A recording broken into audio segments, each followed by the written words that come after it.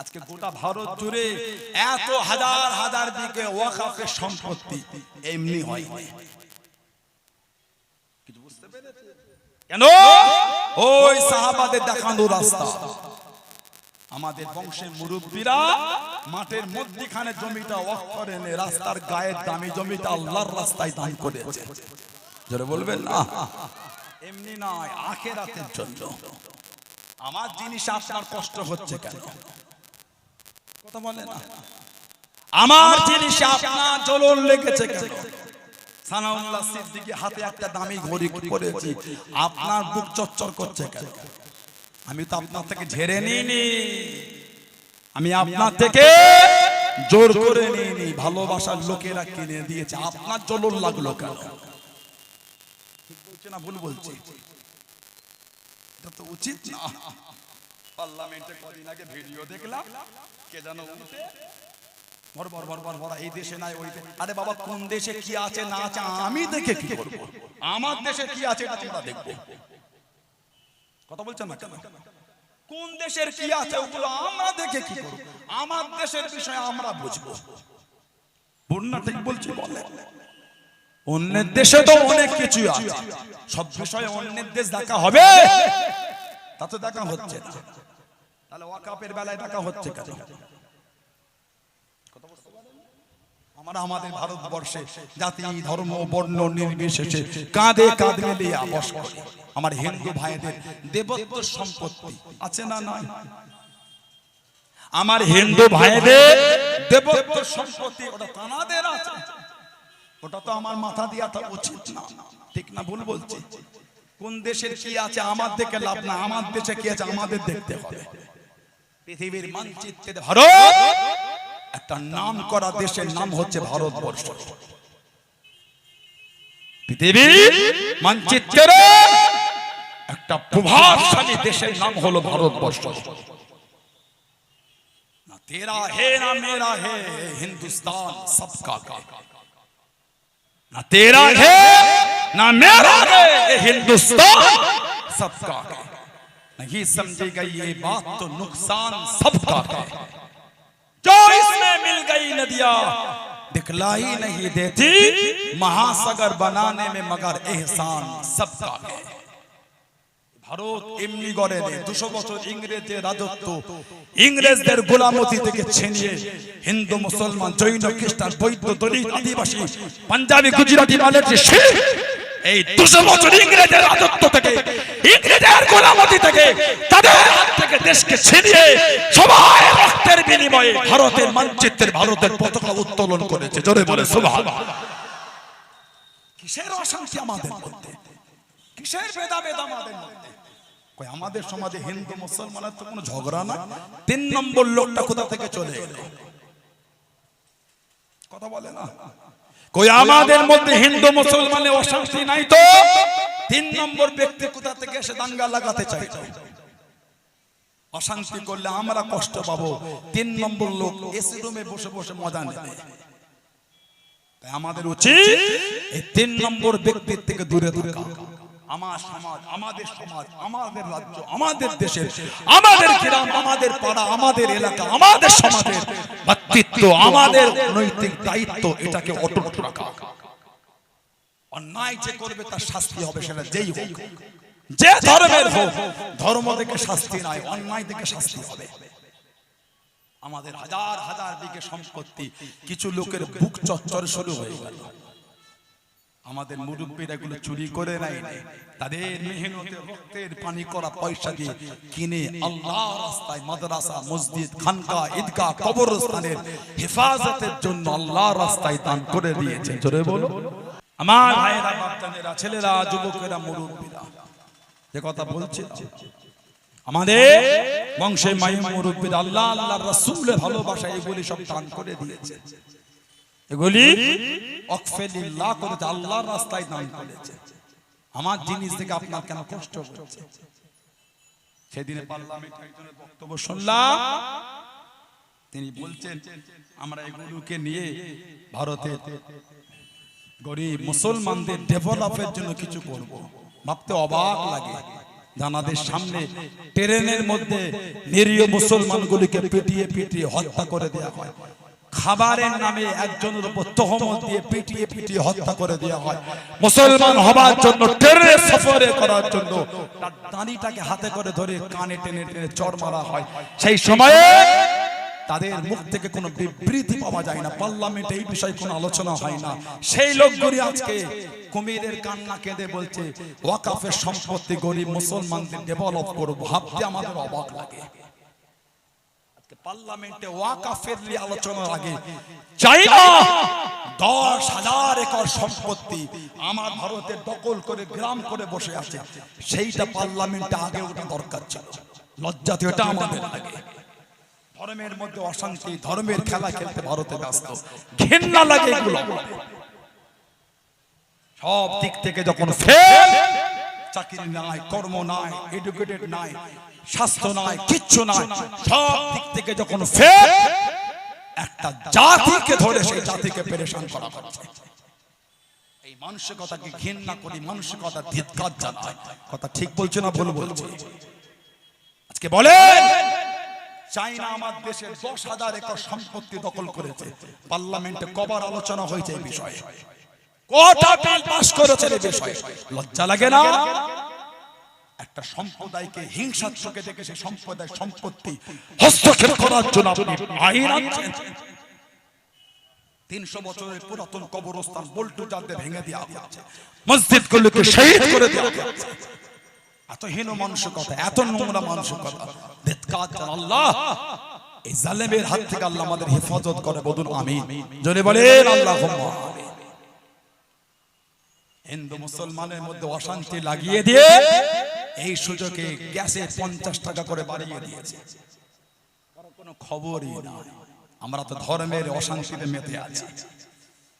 ও আমার হিন্দু ভাই বোনেরা, আনন্দ আরো হতাম যদি আপনাদের ব্যাংক অ্যাকাউন্টে 15 লাখ করে ঢুকতো। আমাদের ঢোকা লাগবে না, আপনাদের ঢুকে, আপনারা আমার ভাই, আমার হিন্দু ভাই বোন, আপনাদের ব্যাংক অ্যাকাউন্টে যদি 15 লাখ ঢুকতো একটু মনে শান্তি পেতাম। আমার দেগঙ্গা বাজারের ওই ভাইটার ব্যাংক অ্যাকাউন্টে সেই 15 লাখ ঢুকেছে, সুইস ব্যাংকের 15 লাখ, সেটাও তো ঢুকলো না। 15 লাখ দূরের কথা, 15,000 কি 15 টাকা ঢোকে। অনেকদিন ব্যাংকে না গেলে আবার 15 টাকা মাইনাস করে দেয়। তাই বলি এই নোংরা লোকেদের নোংরা চিন্তায় আমাদের পা দিয়ে লাভ হবে না। আমরা খেটে মেহনত করলে আমাদের মুখে অন্ন উঠবে, ওদের দাবিদারি করলে মুখে অন্ন উঠবে না। আপনি আপনার ধর্ম নিয়ে ব্যস্ত থাকেন, আমি আমার ধর্ম নিয়ে ব্যস্ত। মানুষ যাবে একে অপরের কাঁধে কাঁধ মিলিয়ে সমাজের সম্প্রীতিটাকে মজবুত রাখার জন্য চলেন কাঁধে কাঁধ মিলিয়ে এগিয়ে যায়। আল্লাহ পাক আমাদের সকলের মধ্যে ভালোবাসা দান, বলুন আমিন। জোরে বলেন আল্লাহুম্মা। এই নোংরা আইন আমাদের শরীরে 1 ফোঁটা রক্ত থাকতে এই নোংরা আইন আমরা মানছি না। কথা ঠিক না ভুল বলছি?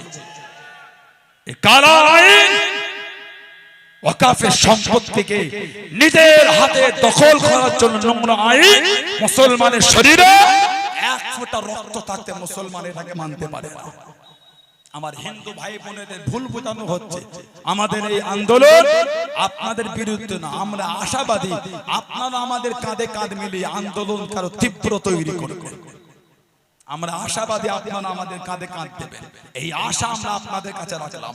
আপনাদের দিকে আমরা হাত বাড়িয়ে দিলাম, আসেন আমাদের কাঁধে কাঁধ মিলান, হাতে হাত রেখে এই নোংরা আইন, ভারতের সংবিধানকে মান্যতা দিয়ে নোংরা আইনকে নষ্ট করার জন্য সবাই মিলে একটা কঠিন তীব্র আন্দোলন তৈরি করি, যাতে করে এই সরকার এই আইনকে ফেরত নিতে বাধ্য হয়। বলুন ইনশাআল্লাহ, বলেন আল্লাহুম্মা। হযরতে তালহা হযরত আবু তালহা রাদিয়াল্লাহু আনহু উনি ওনার খেজুরের বাগানটা আল্লাহর রাস্তায় দিয়ে দিলেন, হুজুর আমি এই বাগানটা আল্লাহর রাস্তায় হুজুর দান করে দিলাম। আমাদের নবী বলে, আবু তালহা এটা তো অনেক দামি বাগান, আবু তালহা এটা অনেক মূল্যবান। জি ইয়া রাসূলুল্লাহ, আবু তালহা তোমার নামে আল্লাহর দরবারে জমা হয়ে গেল। সুবহানাল্লাহ বলুন না। আমি নবী তোমার হাতে তুলে দিলাম, তুমি এই মাল তোমার গরিব আত্মীয় স্বজনদের মধ্যে তুমি বন্টন করে দাও। কিতাবে এসেছে উনি ওনার চাচাতো ভাই বোন আত্মীয়দের মধ্যে ওই খাজুরের বাগানটা বন্টন করে দিয়েছিলেন। জোরে বলুন সুবহানাল্লাহ। সেই ঈমান তৈরি করে, দান করতে গেলে অন্তর তৈরি করতে হয়। আমার নবীর একটা সাহাবী ছিলেন, ওনার নাম ছিল হযরত আবু দাহদা রাদিয়াল্লাহু তাআলা আনহু। হযরত আবু দাহদা রাদিয়াল্লাহু তাআলা আনহু, যিনি ইসলামের দ্বিতীয় যুদ্ধ, তৃতীয় হিজরি উহুদের যুদ্ধে যিনি শহীদ হয়ে গেছেন।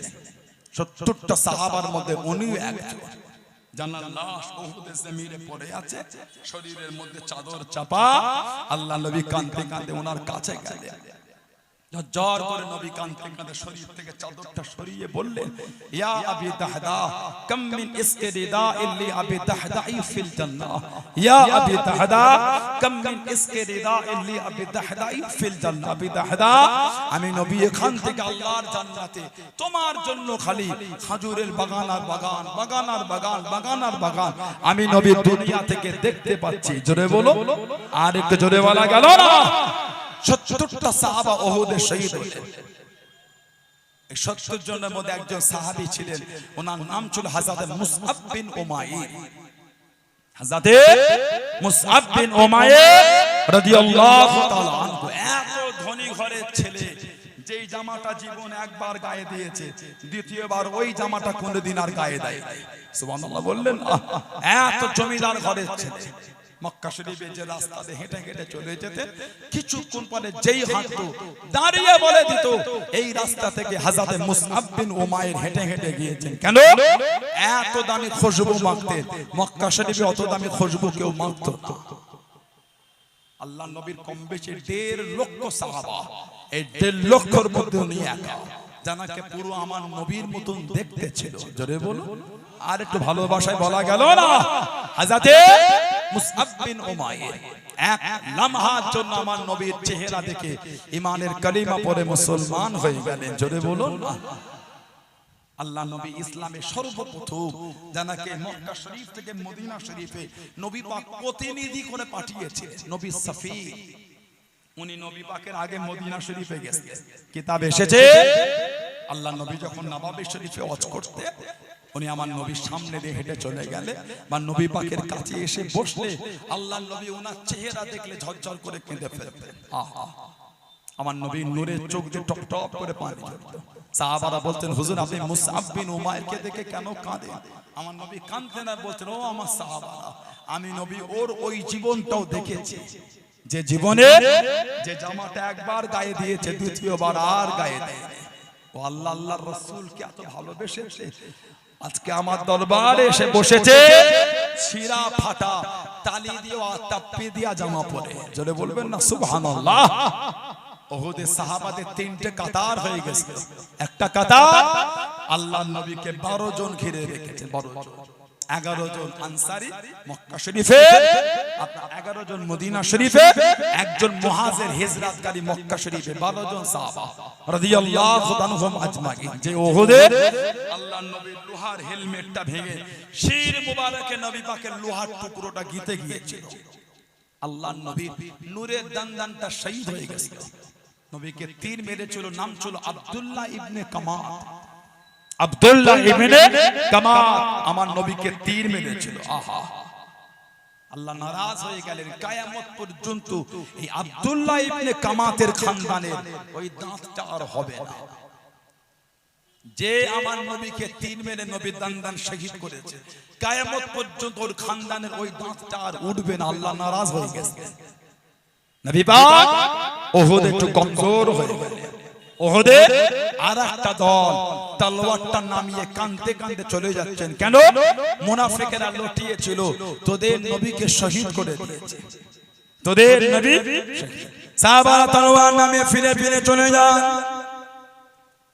ও যুবকেরা, ও আমার মুরব্বি বাবারা মায়েরা বোনেরা মগিয়া আল্লাহ নবী সাহাবাদের বিবিরা সাহাবাদের মায়েরা বোনেরা মেয়েরা সীমানায় দাঁড়িয়ে গেলেন মক্কা শরীফ থেকে যাওয়ার পথে মদিনা শরীফের রাস্তায় দাঁড়িয়ে গেলেন রাস্তাখানা আটকে দিয়ে সাহাবাদের মায়েরা সাহাবাদের বিবিরা বোনেরা চোখ ভরা পানি কেঁদে কেঁদে জ্বালিয়ে দিয়ে ও নবী পাকের সাহাবা কাউকে বাড়িতে ঢুকতে দেবো না কাউকে বাড়িতে আসতে দেবো না যাবার সময় আল্লাহ নবীকে সাথে সাথে করে নিয়ে গেলেন আসার সময় কেন একা একা ফিরে এলেন আমাদের নবী কই আমাদের নবী কই আমাদের নবী কই আল্লাহ নবীকে রাখলে কাউকে বাড়িতে ঢুকতে দেবো না কাউকে বাড়িতে আসতে দেবো না যাবার সময় আল্লাহ নবীকে সাথে সাথে করে নিয়ে গেলেন আসার সময় কেন একা একা ফিরে এলেন আমাদের নবী কই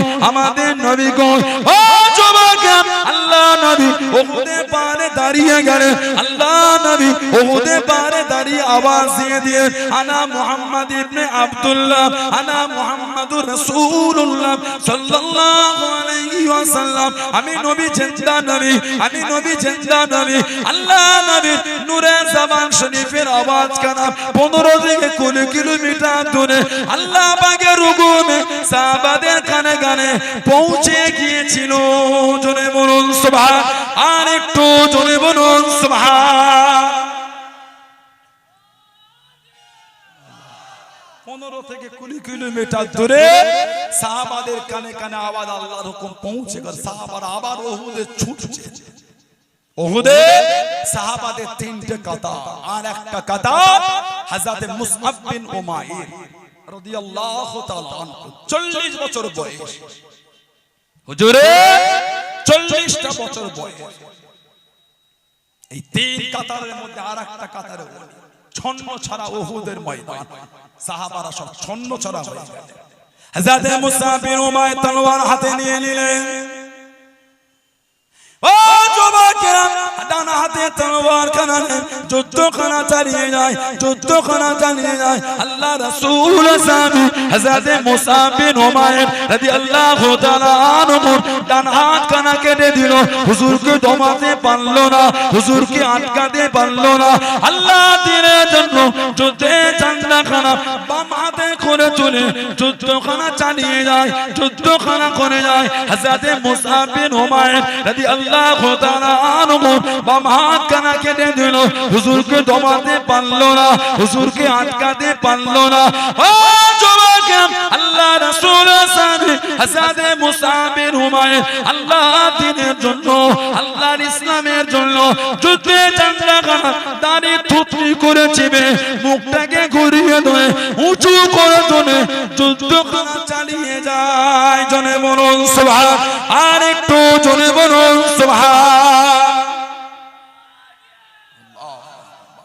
ডান হাতে ঝান্ডা নিয়েছে ডান হাতটা কাফেররা কেটে দিল ডান হাত নাই ঝান্ডা বাম হাতে করে তুলেছে জোরে বলবেন না সুবহানাল্লাহ ওহ কি ঈমান সাহাবাদের কাফেররা সাহাবা হুজুরের ডান হাত বাম হাত কেটে দিল দুটো হাতই না কিতাবে এসেছে ওই যুদ্ধে ঝান্ডা এই দাঁড়ি থুতনি দিয়ে চেপে মুখটাকে ঘুরিয়ে ধরে ঝান্ডা তুলে আল্লাহর দ্বীনের জন্য যুদ্ধটা চালিয়ে যাচ্ছে আর জোরে বলা যাবে না সেই রক্ত প্যালেস্তাইনের আমার মা বোনদের বাচ্চাদের শরীরে প্রবাহিত হচ্ছে কিছু কিছু ভিডিও দেখেন না মা শহীদ বাচ্চার লাশটা হাতে করে দে আল্লাহ দরবারে চেঁচিয়ে চেঁচিয়ে বলছে আল্লাহ আমার বাচ্চা তোমার দ্বীনের জন্য শহীদ হয়েছে আল্লাহ আমার দুঃখ নাই তবে এই জমিন ছেড়ে আল্লাহ আমরা যাচ্ছি না জোরে বলুন প্যালেস্তাইনের ভিডিওগুলো দেখার মতো নয় বুকটা ফেটে যাবে কথা ঠিক বলছি না ভুল বলছি গত 3 দিন আগে একটা ভিডিও দেখলাম ইসরায়েলের এই হায়নাদাররা প্যালেস্তাইনে বোম ফেলেছে বোম মানুষগুলি তুলোর মতন উড়ছে দেখেছেন আপনারা গোটা পৃথিবীর মুখে কুলু বেটে দিল জাতিসংঘ কোনো বার্তা নাই জাতিসংঘ কোনো বার্তা নাই হাজার হাজার বাচ্চাগুলিকে শহীদ করে দিয়েছে এটা পশু মরে গেলে মানুষের কত দয়া, মানুষের কত মায়া হওয়াটাও উচিত, হওয়াটাও উচিত। একটা মানুষ মরে গেলে মানুষের আর দয়া হতে চায় না। কত নিষ্ঠুর আমরা হয়ে গেলাম, কত আমাদের অন্তরটা পাষাণ হয়ে গেছে। প্যালেস্টাইনের ভিডিওগুলো দেখলে আর আমাদের সহ্য হয় না। চাঁদ রাতে বাচ্চাগুলি নতুন জামা কাপড় পরে শুয়েছে, আর সকালে নতুন জামা পরে উঠতে হয় না, ওই রাতেই বোম ফেলে সব তাবাহ করে দিয়েছে। আল্লাহ ওদের হেফাজত করে, বলুন আমিন। বলেন না আল্লাহুম্মা আমিন, জোরে বলেন আল্লাহুম্মা আমিন।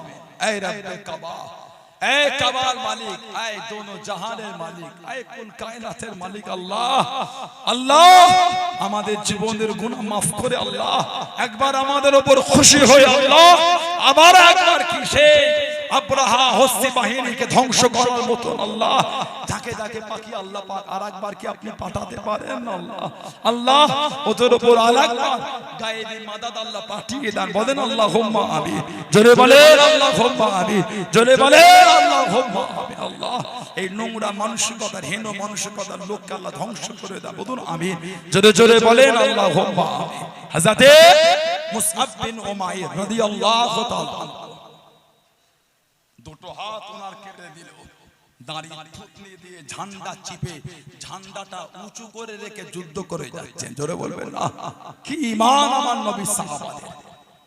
আমার নবীর একটা সাহাবী ছিলেন, আমার নবীর নিজের চাচাতো ভাই, নাম হলো জাফর ইবনে আবি তালিব।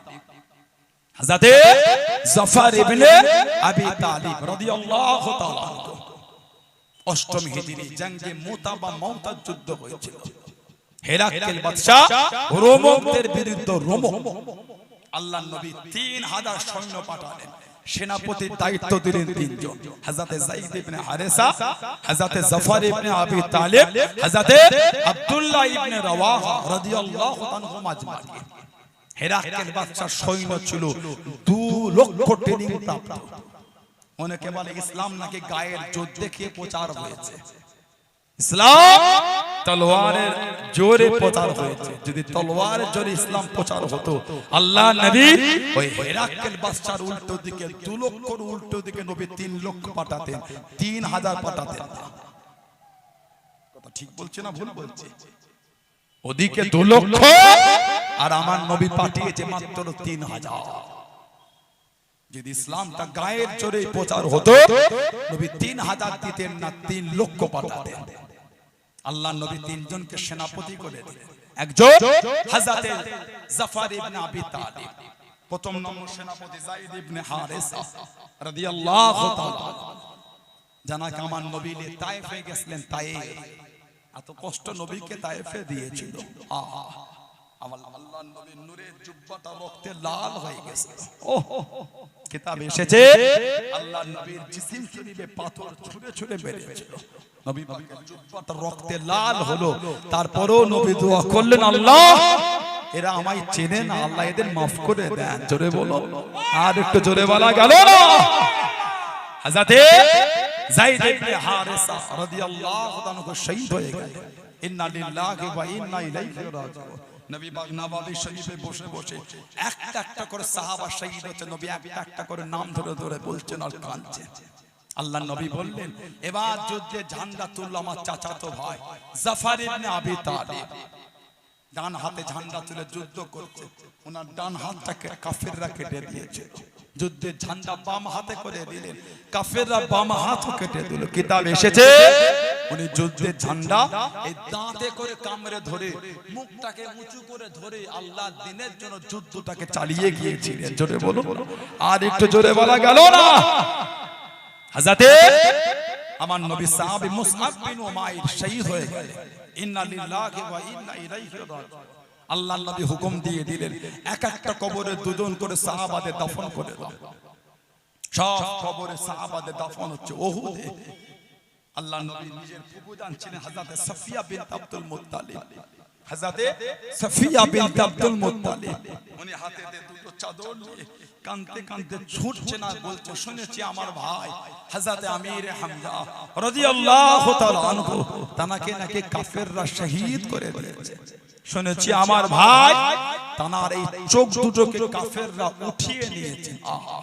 কান দুটোকে কাফেররা কেটেছে, গলাতে গেলে নাভি পর্যন্ত বুকটাকে চিরে কলজে দুটোকে বার করে চিবিয়ে চিবিয়ে তারা খেয়েছে। বলুন নাউযুবিল্লাহ, জোরে বলা গেল না নাউযুবিল্লাহ। এই দুটো চাদর নিয়ে কাঁদতে কাঁদতে ছুটছে। আল্লাহর নবী, নবী পাকের ফুফুতো ভাই হযরত জুবায়ের ইবনুল আওয়ামকে নবী বলেন, জুবায়ের মাকে গিয়ে একটু আটকে দাও। তোমার মা যদি আমার চাচা জানের লাশটা দেখেছে, তোমার মা সহ্য করতে পারবে না। মায়ের কাছে গিয়ে দাঁড়িয়ে গেলেন, মা আপনার যা হবে না, আল্লাহর নবী আপনাকে নিষেধ করেছে। হযরত সাফিয়া বিনত আব্দুল মুত্তালিব দুটো চাদর হাতে করে নিয়ে ঝরঝর করে কাঁদছেন আর বলছেন, জুবায়ের একবার আমার ভাইয়ের লাশের কাছে আমাকে যেতে দাও, একবার ভাইয়ের লাশটা আমাকে দেখতে দাও। আম্মা জান, আল্লাহর নবী নিষেধ করেছেন। চাদর দুটো নেওয়া হলো, একটা বড় চাদর, একটা ছোট চাদর। আল্লাহর নবীকে সাহাবারা বলে, হুজুর কোনটা কাকে দিই? নবী পাক চোখ ভরা পানি নিয়ে বললেন, বড় চাদরটা আমার মুসআব বিন উমাইরকে দিয়ে দাও। আমি নবী ওর ওই জীবনটাও দেখেছি, যে জামাটা একবার পরেছে দ্বিতীয়বার আর গায়ে দেয় নাই। আমি নবী আমার দরবারে ছিঁড়া ফাটা জামা পরে ঘুমোতে থাকতাম। ওর শরীরে বড় চাদরটা দিয়ে দাও, ছোট চাদর আমার চাচা জানের গায়ে দিয়ে দুজনকে এক কবরের মধ্যে দাফন করে দাও। সেই সাহাবাদের জীবনী পড়েন, মানা কাকে বলে? হযরতে আমার নবী সাহাবী হযরত আবু দাহদা রাদিয়াল্লাহু তাআলা আনহু এত আমার নবীর ভালোবাসা তিনি দিয়েছিলেন। হুজুর এতটা মোহাব্বত দিলেন, 600টা খেজুর গাছের বাগান, একটা মিষ্টি পানির কুয়া আর একটা বড় বাড়ি। হযরতে আমার নবী সাহাবী হযরত আবু দাহদা রাদিয়াল্লাহু তাআলা, নবী পাকের একটা সাহাবী ছিলেন হযরত আবু লুবাবা রাদিয়াল্লাহু তাআলা। ওনার একটা খেজুর গাছ আল্লাহর নবী একটা এতিম সাহাবীর খেজুর বাগানের মধ্যে পড়ে গেছিল।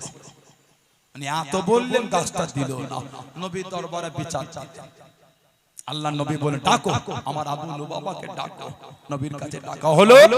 আল্লাহর নবী বলেন, এই আবু লুবাবা, জি হুজুর, ওই গাছটা তুমি আমার এতিম সাহাবীকে দিয়ে দাও। হুজুর আমি দেব না। কিছু টাকা হলো না, হুজুর বললে, তুমি যদি দুনিয়ায় গাছটা দাও, আমি নবী বলছি আল্লাহর জান্নাতে তুমি একটা ফলওয়ালা খেজুর গাছ পাবে। জোরে বলো। হাদিস শরীফের কিতাবে এসেছে, একটা মানুষ যদি 100 বছর ঘোড়ার পিঠে চেপে ছোটে, যতটা রাস্তা অতিক্রম করবে, আল্লাহর জান্নাতে একটা ফলওয়ালা খেজুর গাছ টপকাতে তার চাইতে বেশি সময় লেগে যাবে। জোরে বলো না। উনি বললেন, তো বলা। নবী দরবার থেকে উঠে গেলেন, ওই দরবারে বসেছেন হযরত আবু দাহদা রাদিয়াল্লাহু তাআলা। নবীর কাছে বলে, হুজুর ওই গাছটা যদি আমি কিনে দিই, জান্নাতে ফলওয়ালা খেজুর গাছ পাবো। নবী হেসে হেসে বলে, তুমি কিনে দিলে তুমিও পাবে। জোরে বলো। আর একটু জোরে বলা গেল না? হুজুর আমার টুকটুক করে বার হয়ে গেলেন। ও যুবকেরা, ও আমার মুরব্বি বাপজানেরা, মায়েরা, বোনেরা, আল্লাহ রাসূল সাহাবী হযরত আবু দাহদা রাদিয়াল্লাহু তাআলা আনহু হযরত আবু লুবাবার কাছে চলে গেলেন। হযরত আবু লুবাবার সামনে চলে গেলেন। এ আবু লুবাবা, ওই গাছটা আমায় বিক্রি করে দাও, ওই গাছটা আমাকে দিয়ে দাও। হযরত আবু লুবাবা জানিয়ে দেন, এই আবু দাহদা রাদিয়াল্লাহু তাআলা আনহু, ওই গাছটা তোমায় বিক্রি করব না, ওই গাছটা তোমাকে দেব না। হুজুর আমার জানিয়ে দেন, এই আবু লুবাবা, আমার একটা খেজুরের বাগান আছে, যে খেজুরের বাগানের মধ্যে 600 খানা খেজুরের গাছ আছে, একটা মিষ্টি পানির কুয়া আছে, একটা বড় বাড়ি আছে। আমি আবু দাদা গোটা বাগান তোমায় দিয়ে দেবো, গোটা বাগান তোমায় দিয়ে দেবো। ও আবু দাদা, তুমি কি সত্য বলো, তুমি কি সত্য বলো?